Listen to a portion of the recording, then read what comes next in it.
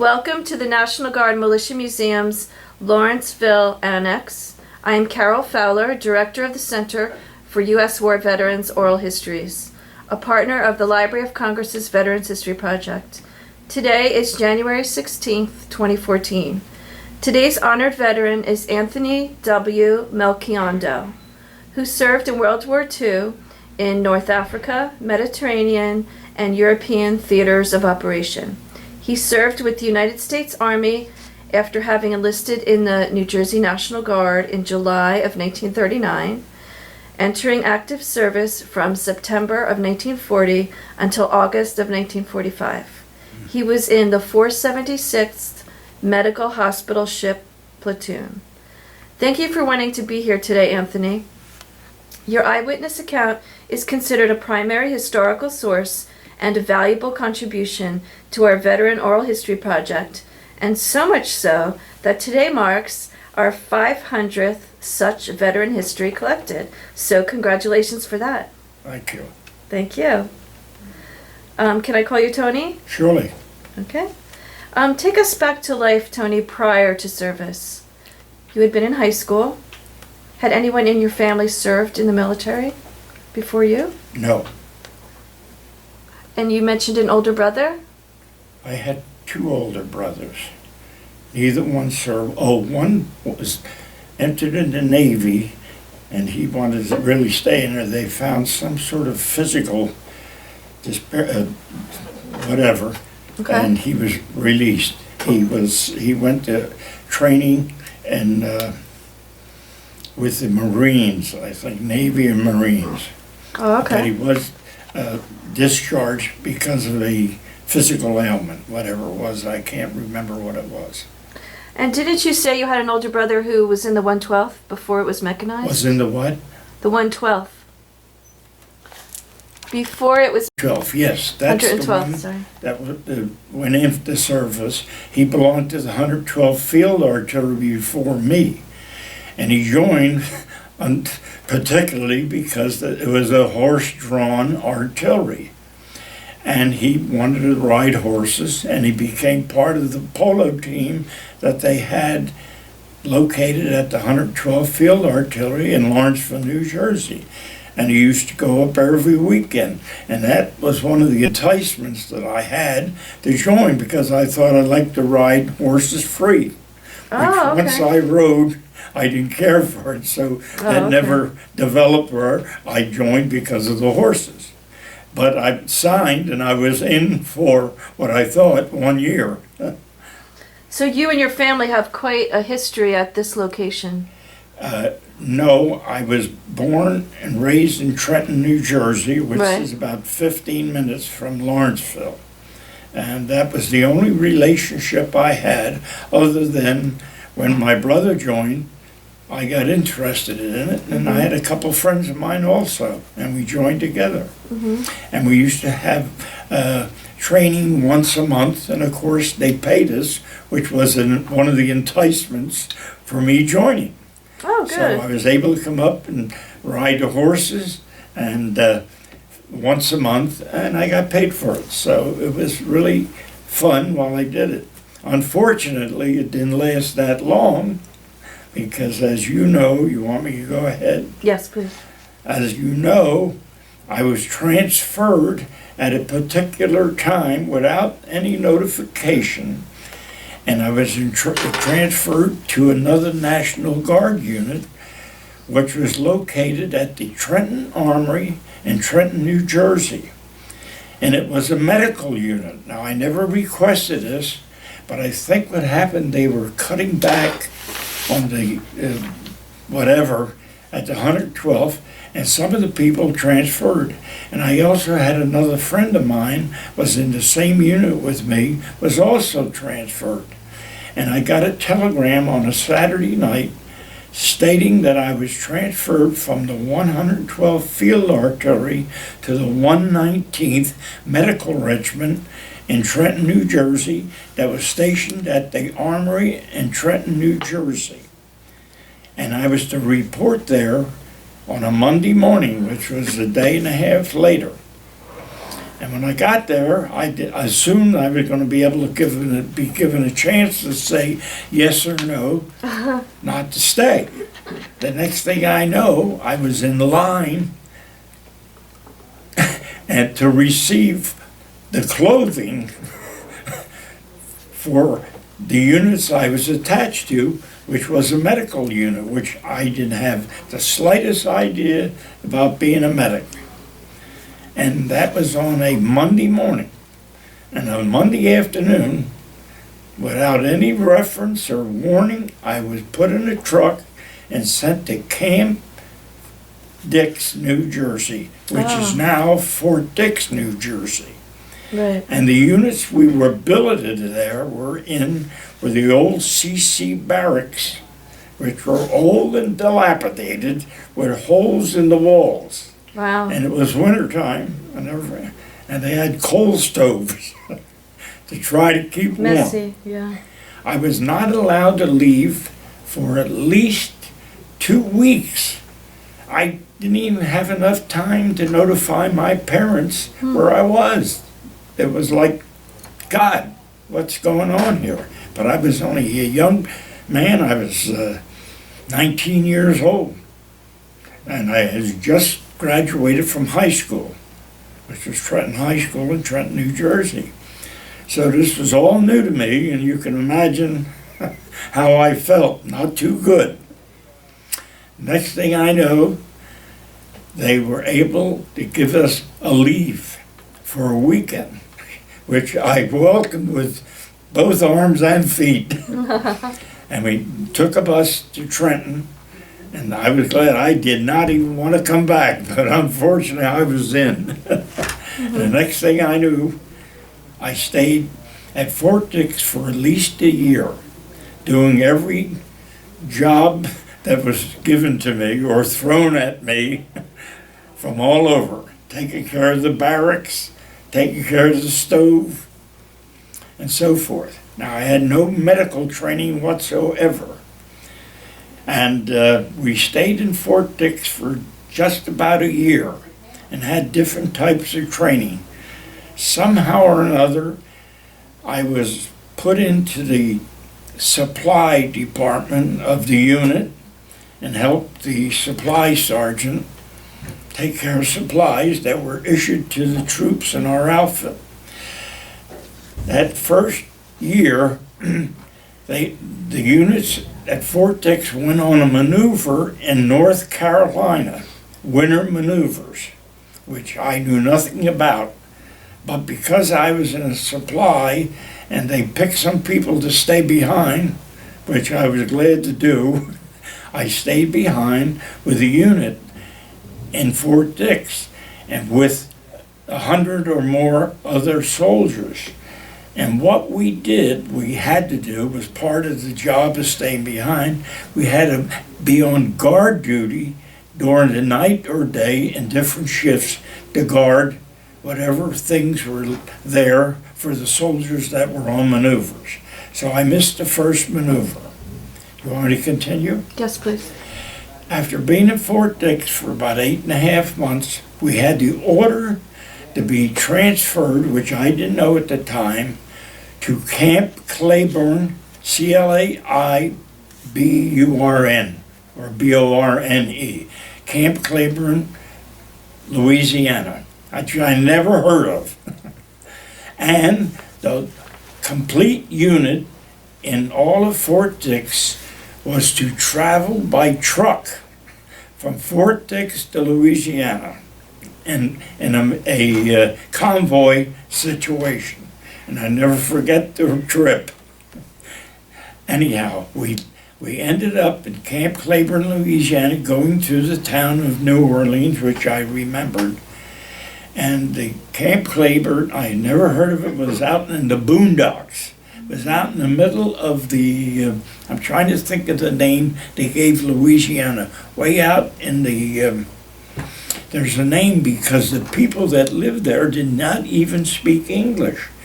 There was a certain dialect they had. Cajun? That's Cajun Creole? and French. It was a combination. And we remember we got at this camp and we stayed in large tents, pyramidal tents, Mm-hmm. with 6 or 8 of us in a tent.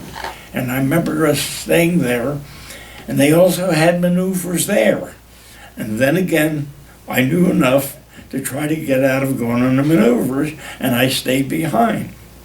And I stayed there at Camp Claiborne, which was a point that they made as a stopping off point for destinations east towards the Pacific, and at the time I didn't know this, west towards the Pacific and east towards the Eastern Theater of Operations, which was Europe.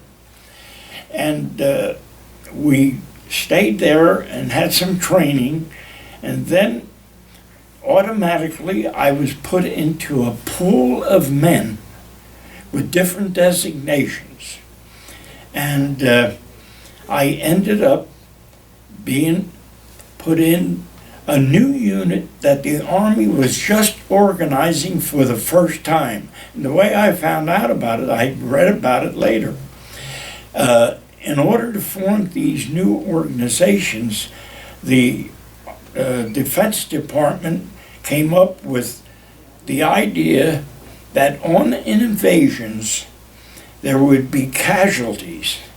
And the units that we were going to be in were small units with 44 men and 6 medical officers, from doctors to dentists.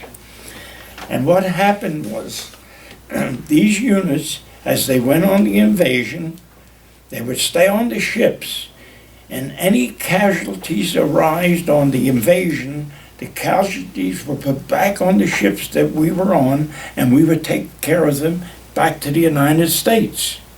So it sounded pretty good. It looked like we were going on an invasion temporarily and then going back.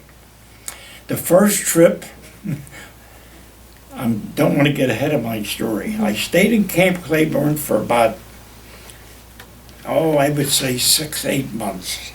And it was out in the, I got to think of the name, the bayous. That's where Camp Claiborne was, out in the country. Unbelievable. The nearest town was Alexandria, Louisiana, and every once in a while we get a leave and go into town and dance and whatever. That was the nearest town. And that was the only form of, other than training, that we had some relief. Then, when they organized these small units, I was picked to go into one of those units. I was a technician, whatever, at the time. But I was involved in being a supply man. So I was picked to be the supply sergeant for this one unit, with 44 men and 6 officers. And, by the way, I found out that there was 10 other units like this. So it ended up with 440 enlisted men and 60 medical officers.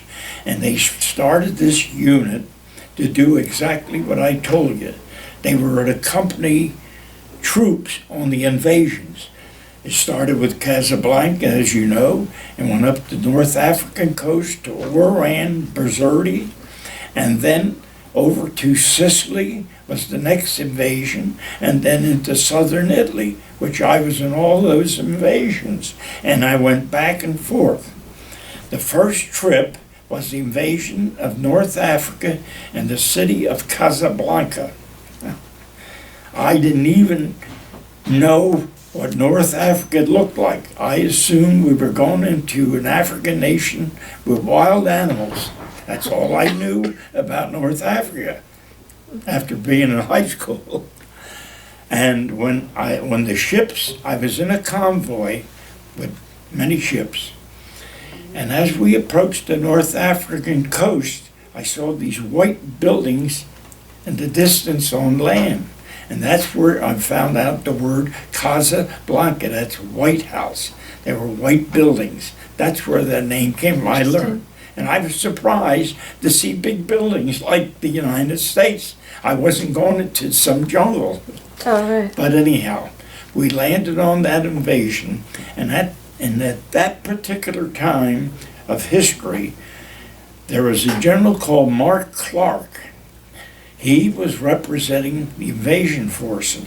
And also, at that time, General Patton, which I did not know at the time, was also part of our whatever in North Africa, in Casablanca.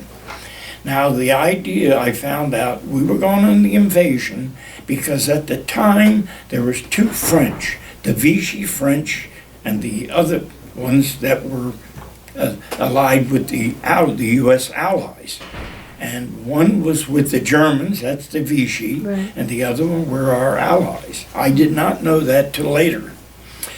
But we went in on that invasion, and they were supposed to be fighting there, and our job was, as I told you, to get the casualties and bring them back to the United States. In retrospect, we knew that, and most of the men usually are allowed to carry certain things that are issued, half of a pup tent and things like that. Most of us figured, well, we're going to come back, we're never going to use them. Most of them threw half of the stuff away and only kept what was good to them.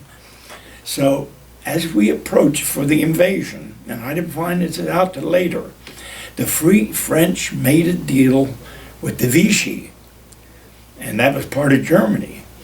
They had battleships, and the name of the ship in that port, the big battleship, was the Jean Bart, Jeanbart. It was the largest battleship that France had at the time, and it was waiting there, and we were supposed to have that battle with that ship and whatever other German and Vichy French were there that was going to stop the invasion. What happened, we didn't find out till later. General Mark Clark up in North Africa made a deal somehow with the French, and they called off the battle. There was no battle in Casablanca to speak of. There's some skirmishes. So the way when we went there were no casualties except very few. Now, here we are on this ship, waiting to go back with casualties. Right. Somebody had to make the order to send us back because there were no further orders. We were supposed to go in and get off or take care of the casualties, put on the ships and come back. What eventually happened, we found this out later, General Patton, who was in charge of the units there in Casablanca, and I didn't learn this till later, found out that were all these men doing nothing on the ship. He said, we need men to help unload the supply ships on the docks in Casablanca. They were stevedores. Stevedores get these forklifts, go to the ship, they load the forklift, put them on trucks, and they were sent. At the time, Rommel was still in North Africa fighting the English. So the war was not over in North Africa when we invaded. We had to work our way up to get Rommel out of Africa, which we eventually did, losing a lot of lives because that was the first time American men were in fighting positions. They were green, they didn't know the first.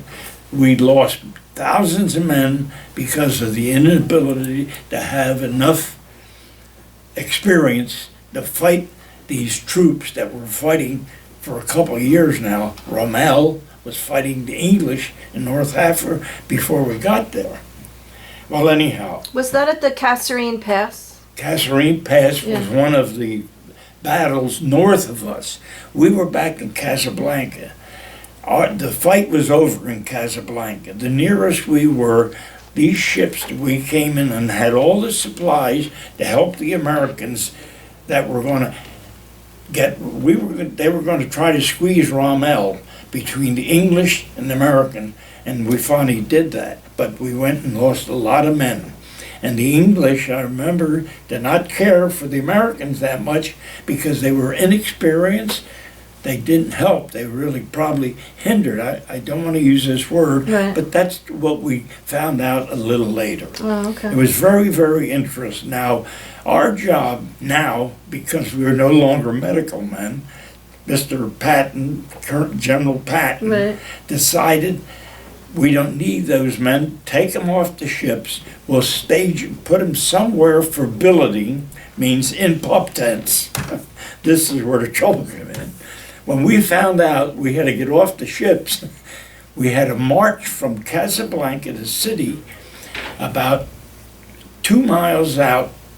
There was an artillery outfit stationed because the Germans were bombing Casablanca every night. See, but they had German airfields up in North Africa, north of us, that come down. They knew the invasion. They tried to stop us short before we even got into the battle. And I only found this out as I went along and later. But what happened is now we were attached. Now remember, we had 440 men. There was 10 of our units on all these ships going in for the invasion. We might have had 2 units on each ship, and they were dispersed. But when we got there, and the order says, get those men off, they're now stevedores. I never heard of that word. Did not know what a forklift was, which you know what that is? In any dock, they have those forks. Things are piled on wooden platforms, and then they lift up the platform, whatever, if they're food in boxes, medical, whatever, and they lift up, put on the back of a truck and load it and go to the front or wherever it was needed. What happened was they stationed us in Casablanca, but outside of town on this hill with an anti-aircraft outfit.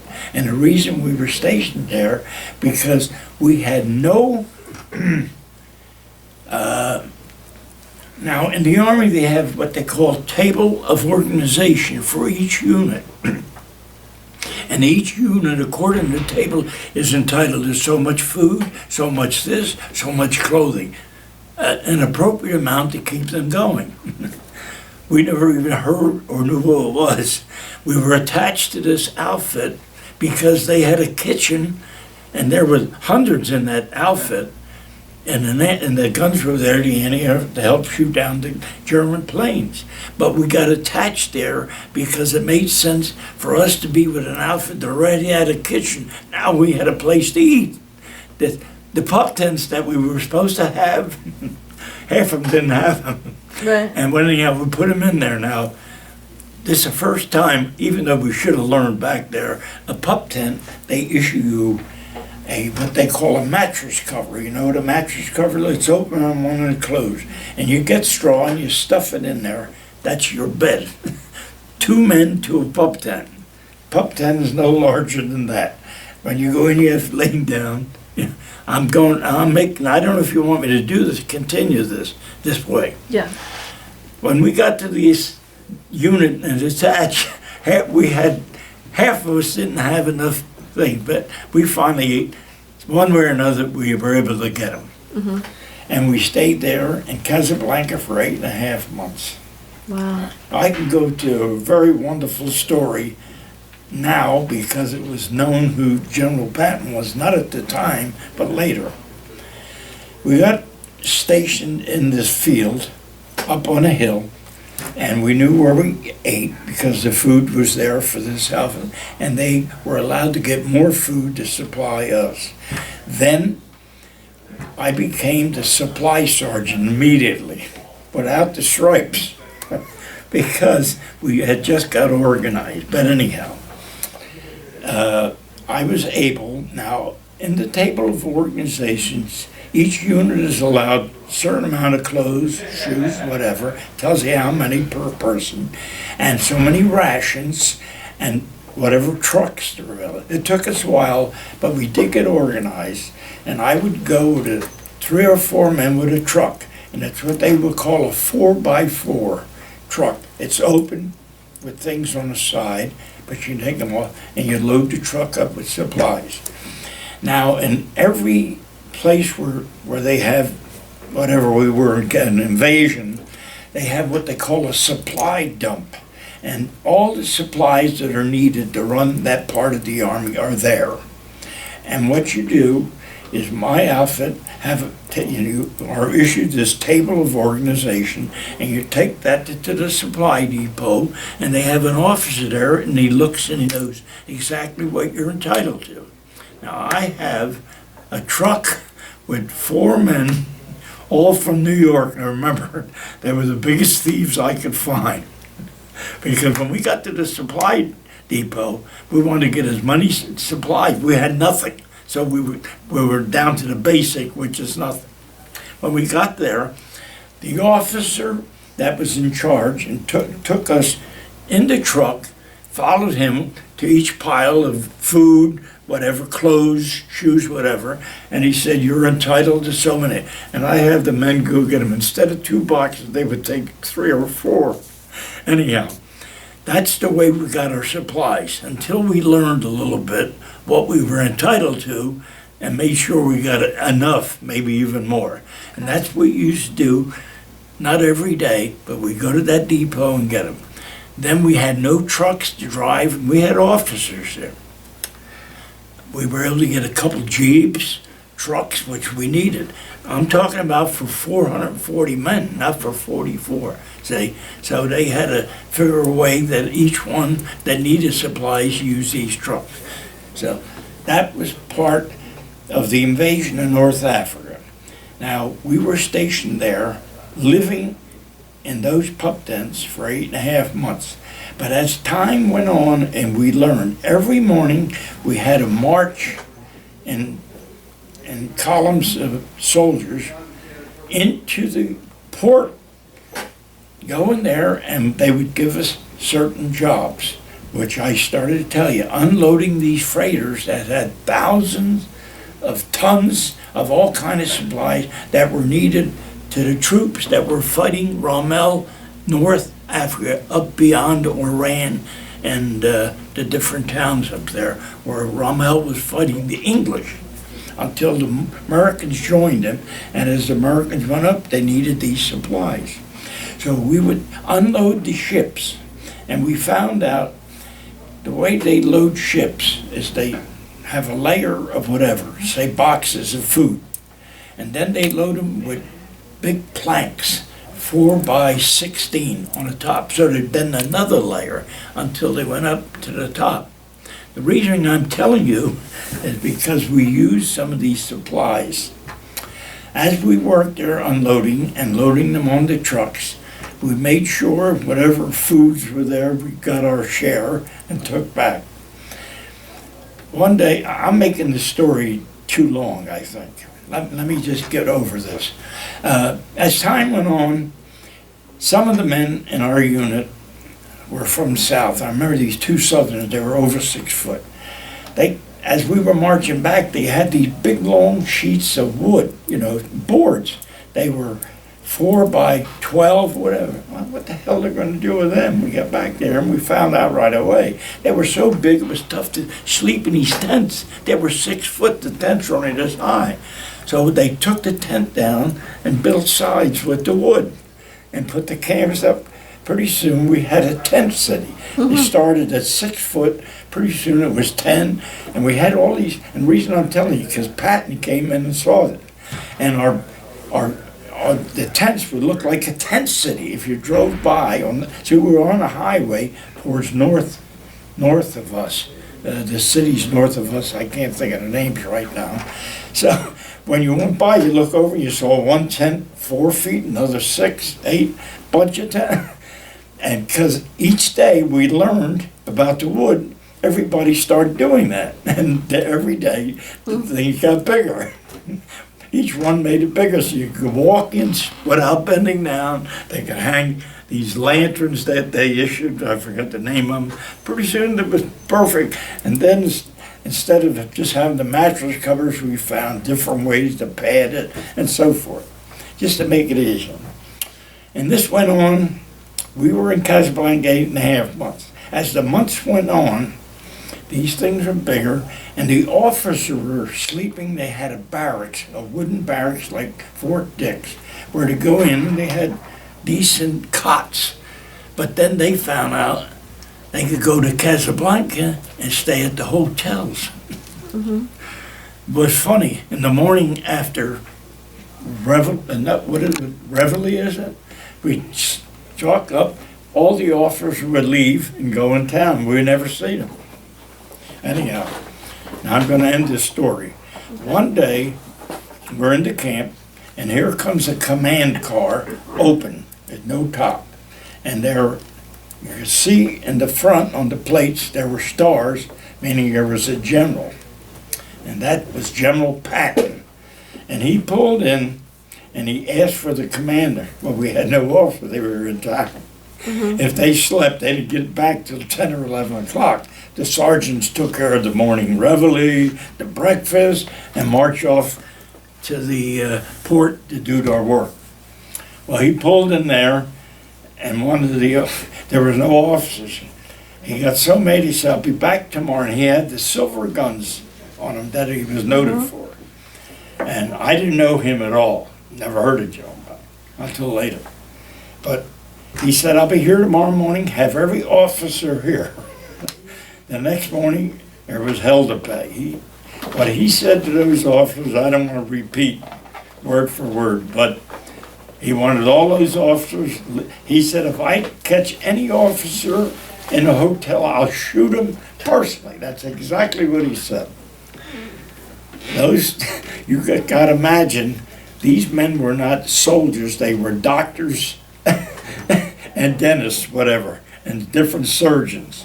And they shook in their boots. They had to move back in the barracks. And anyhow, we stayed there for 8.5 months. As the war went on, they pushed Rommel out of North Africa. And the first thing I knew, we were called to report to the port. We were going to leave Casablanca. We were going to go back to the United States. Everybody was happy. That was 8.5 months. So you're leaving the port of Casablanca? Yes. Okay. We're leaving the port, but in the meantime, I was able to get part of Patton's group. It happened one day that they issued an order to all units in Casablanca, which were many of them, but we received it. Said anybody that's a typist is needed in the main office in Casablanca. I said, main office? I don't have to sleep in a tent. So I volunteered. I think I took 1 or 2 years of typing. So I was in, and they called me. I was in Patton's group in his office where he was. So that's another way that I was able to get closer and find out some of the things that were happening. But it was time now, after 8.5 months, to leave Casablanca, and we found out we were going to get on a ship and go back, and on the ship was going to be loaded with Italian prisoners of war, which were captured in North Africa, up there where Rommel was. So we got on the ship with these prisoners of war, and we landed in Boston some days later. And the prisoners, as history will tell it, were sent to different camps to stay for the rest of the war. That was my first trip after 8.5 months. Where did you take the prisoners? Where did I what? The prisoners, where did they end up? I didn't take them. Oh, sorry. That was not our job. We took care of any wounded on the ship, including prisoners. But in Boston, they were taken off, and we found out later they were sent to various camps where they were guarded, and you found out from history they were sent there for the rest of the war. And after that, I landed in Boston, and we got a 30-day leave, and I went down back to my home in Trenton, and then we found out we had to report to Camp Kilmer, which is in New Brunswick, New Jersey. And by this time, we found out we were going on our next trip. We didn't know where. The first trip, we left from Staten Island. That was with a big convoy. The next trip, oh, I remember now. We were in Boston, and we found out we were not going to leave until we were shipped to Virginia. Let me think of the town and the camp. Well, anyhow, we were shipped to Virginia to a camp, which I can't remember what's in there.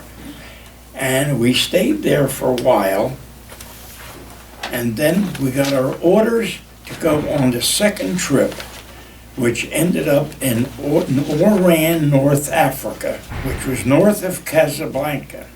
This was not quite a year later. Now, we didn't know what ships we were on, but when we got to the port, we looked at these ships. They were not ships. They were small LSTs, which I never heard of before. They were built primarily for invasions. An LST is called the landing surface tanks. If you remember these ships, the front went down and opened up, and the tanks rolled out under the ship. And we were going to go over on one of those, my unit. We were supposed to sleep on each side of the ship, these small tanks. These things were no bigger than something that should be on a river, let alone an ocean. And they were what they call flat bottom. That means they were going to be so bad, no stability at all. Oh no. Anyhow, Seasick. we were put on there, and on each side of the ships were bunks 4 or 5 high. In the middle were the tanks. And the only way you get up is one narrow passageway up to the deck. We were on one of these ships. We found out they go very slow. They don't go over 6 or 7 miles an hour. And we found out that the crew on my ship that ran the ship were English. And there was a reason that I'm telling you this. Without an American crew, with American food, we had to eat English food. That was a disaster. 21 days is what it took us to go across that ocean. And every day, the only thing I ate was bread and water. Why? The supplies the English had was English food, the worst food you could ever taste. For that reason, I always never even wanted to eat. When you said English food, forget it. Anyhow, that's what happened. We found out later we were issued American food, but the English took it and gave us their food. Oh no. That was it. We almost had to, what do you call it when you rebel? Mutiny. Anyhow, on that trip, 21 days, we were in a big convoy. And one night, we heard a big bang. We thought we were hit by a torpedo. I was about the third. I jumped or fell out, and I thought we were hit. So we headed for the ladders, and they were climbing over each other to get up to sea. Fortunately, it was the ship that was next to us wandered over and banged it, and that's what it was. So we were lucky. But we had a problem. It knocked out something not to make us move. Oh no. And we stalled right there. Now the convoy don't wait for anybody. That's right. They keep moving. They left one destroyer escort to stay with us. And we were in a very bad location. This was just before we were arriving at the Rock of Gibraltar, where we stopped for some fuel. And we knew that was the place where all the submarines were waiting for them convoys. And we were lucky. We did get the ship started, and maybe after the convoy went ahead, but we caught up, however, whatever, and we were lucky. Next thing we did was land in Oran, North Africa. And that was the end of that trip. Now we were able to leave Oran and go back to the United States, and I can't remember what ship we went on. There were so many ships, so many trips I made, but we did go back. I know we didn't stay in Oran too long, and we went back to Virginia. And in the meantime, I got on, we were transferred to a hospital ship. They made the first hospital ships then to go over, pick the wounded up, treat them, and come back. But anyhow, the first trip I made, this was a story in itself. I hate to short it, but I'm leaving out some of the best parts. on this hospital ship, I was made part of the supply department. There was two of us, a sergeant from Pennsylvania and myself. I was now a sergeant. And my job was, because I was able to type, and I was a little bit maybe more educated than the other sergeant, I won't go into personalities, they made me take care of logging in all medical supplies. Now, remember, I was in high school. I didn't go to college, but I knew how to read. Every medical thing that was needed on a hospital ship, and that's, you know what the hospital does, and you know, the supplies. You need everything from aspirins to things they operate on. Every one of those items came on that ship, and I had them log them and list them in our books, where they were, and so forth. I knew the names of sulfite. I learned. This took me a long time, but we were in port as we were loading up. And trying to make the story short. The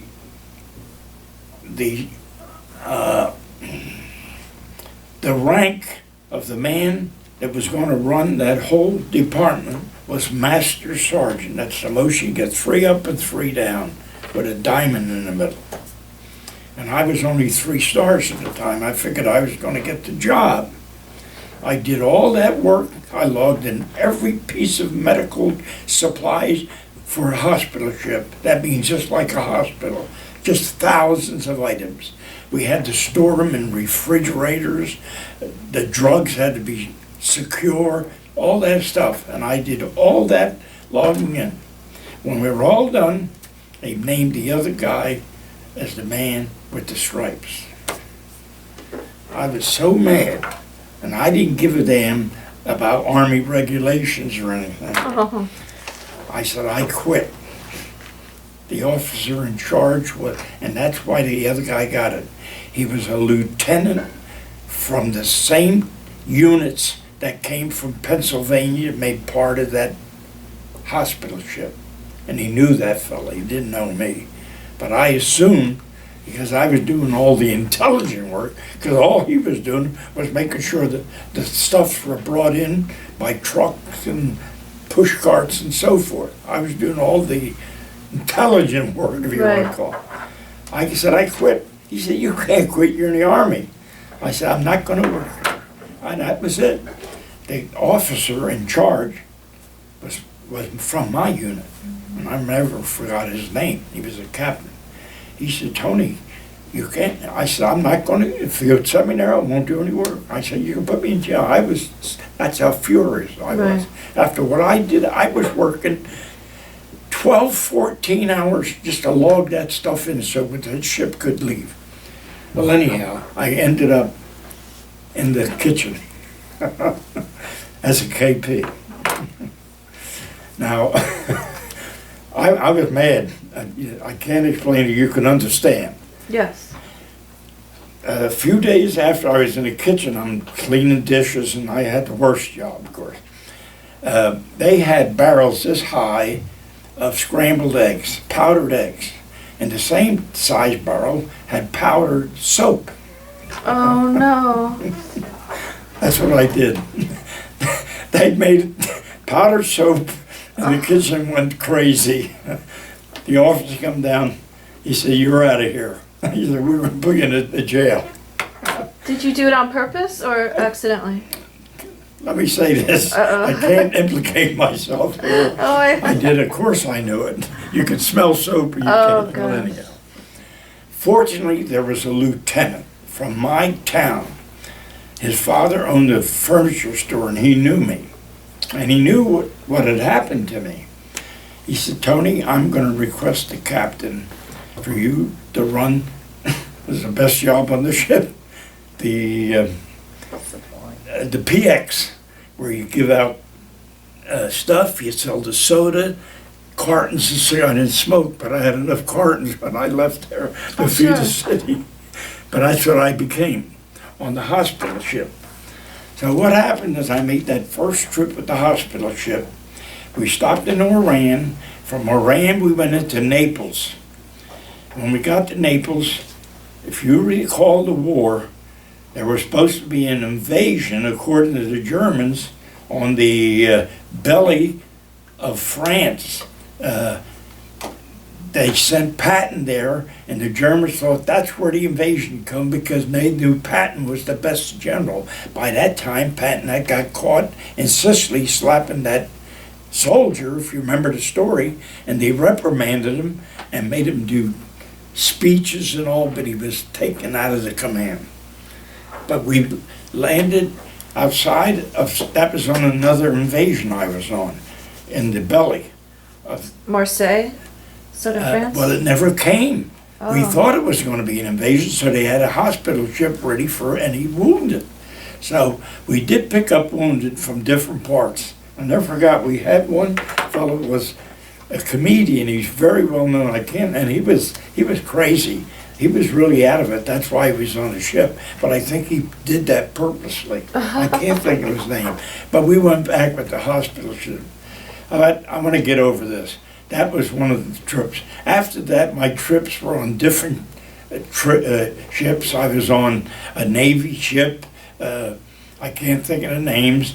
And we landed in, and then once was with one of the queens, which was really remarkable. Queen Mary?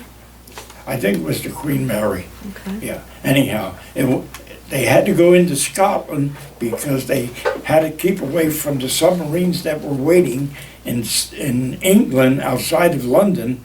So we had to land up outside of Scotland, and I was able to get off the ship once and so forth. But another time we were stationed in England up in the Malvern Hills, and we were attached to a hospital, and this was very unique. This was the first time plastic surgery was introduced in hospitals because of men losing their ears, nose, and that's where they did it. And we were stationed at a hospital near a town called Three Fishes or Fish something. But anyhow, that was another story. But I kept going back and forth. And the last trip that I remember was after the big invasion of France. We went there after the invasion, and I was able to go to the beaches where we lost all the men. It was really different because on the big beaches they had these big steel bars to keep our tanks from coming in, and then the big hills where we lost thousands of men. And I was able to get up into the mountainside where the Germans had big holes dug with the guns to shoot the ships and kill us as we come in. And it was funny, we went in there, and all the places, a lot of them were fake. The Germans faked them because they didn't say, and that was part of the story, but I was able to see that.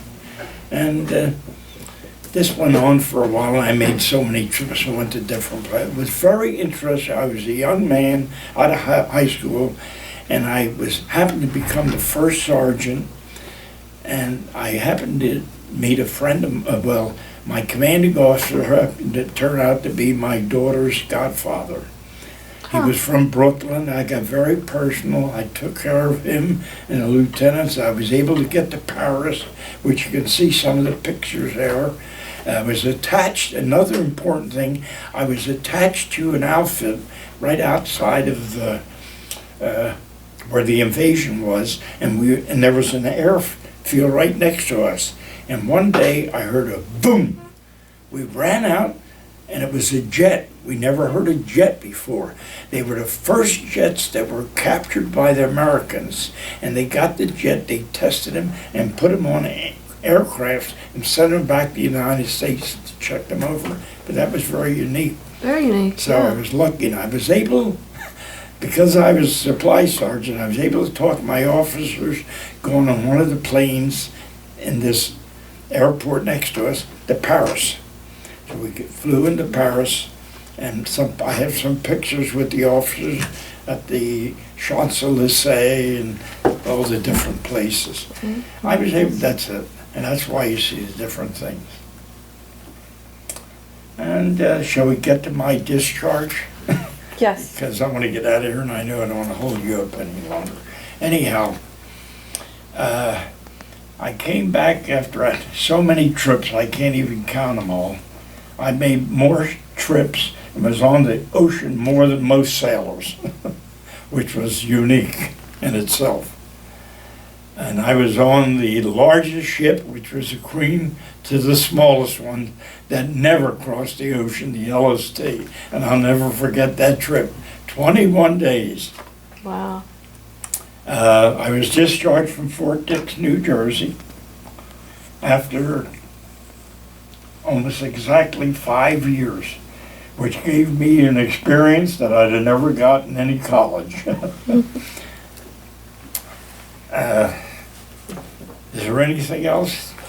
Did you ever see anybody? Well, you mentioned your daughter's godfather. What's his name? As Dr. Michael Fazio. He passed away now. He was from Brooklyn, and he came to my home, swam in my pool. We became very good friends, as you know. He was the godfather to one of my daughters. He was never married. He had 2 sisters that babied him, and they loved me because I took over when they left off.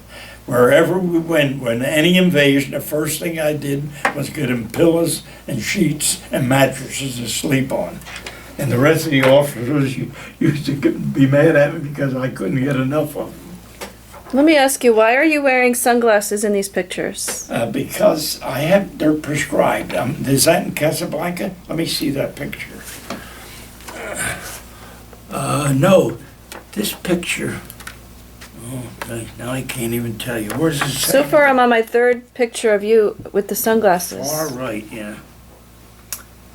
Oh, yeah. I always loved to be in the Air Force. That's why I dressed like and I had a leather jacket and a campaign, not a campaign outfit, whatever you call them. This one here. These are different camps. I know this camp was up where the hospital was in England. This is in Paris, as you can see, outside of the Champs-Élysées, and I was alongside of the dentist from our outfit. This is, and the other guy was a doctor too. There's 3 of us, and that's when we took the plane from the camp I was in next to the airport. That was in part of France. Where's those places where the invasions were? Now this is up at a USO up in North Jersey where we caught the Queen, left there and caught the Queen. We were stationed there for a while. This was at the hospital, that was in France. This must have been at one of the, this is part of my outfit. I knew the men. This one here. Oh, this is on one of the ships. Thank you. That's, and I can't tell you which one. What is Thank you. Monticello. Oh, that was the ship, the Monticello. Let me see this one. Far into North Africa. Yeah, this was in Casablanca.